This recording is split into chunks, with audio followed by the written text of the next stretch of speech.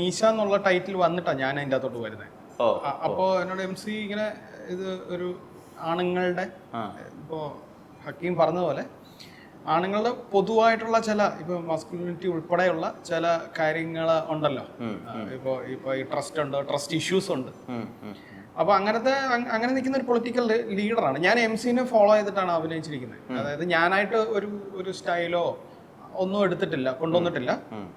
Complete ഞാൻ ഒരു ഡയറക്ടറെ ട്രസ്റ്റ് ചെയ്ത് അദ്ദേഹം പറയുന്നത് അനുസരിച്ച് ചെയ്യാതെ ഇത് പിന്നെ ഒരു 3 പേരുടെ സൗഹൃദം, ആ സൗഹൃദത്തിൽ ഉണ്ടാകുന്ന സംഭവ വികാസങ്ങൾ, ഫ്രണ്ട്ഷിപ്പ്, അത് ഫ്രണ്ട്ഷിപ്പിൻ്റെ അകത്തുണ്ടാകുന്ന ഇഷ്യൂസ്, അപ്പോൾ അതൊക്കെയാണ് ഇതിൻ്റെ അകത്ത്. ഞാനങ്ങനെ ചോദ്യത്തിൻ്റെ ഉത്തരം പറഞ്ഞാൽ ഞാനൊന്നും അങ്ങനെ ചെയ്തിട്ടില്ല. നമ്മളൊരു ഡയറക്ടറെ ട്രസ്റ്റ് ചെയ്യുന്നത്. നമ്മൾ ഈ സിനിമയിലെ ട്രസ്റ്റ് ഇഷ്യൂസ് എന്ന് പറഞ്ഞാൽ ഐ ട്രസ്റ്റ് MC. അപ്പോൾ എന്നെ കാസ്റ്റ് ചെയ്ത് തന്നെ എനിക്ക് ഭയങ്കര ഒരു എക്സൈറ്റ്മെന്റ് ഉണ്ടായിരുന്നു ഇങ്ങനെ ഒരു ക്യാരക്ടറിൽ MC എന്നെ വിളിച്ചതിലും. കാരണം എനിക്ക് തോന്നുന്നത് ഇപ്പൊ ഇത് ചെയ്തിട്ട് കുറച്ച് സമയമായിട്ടുണ്ട്.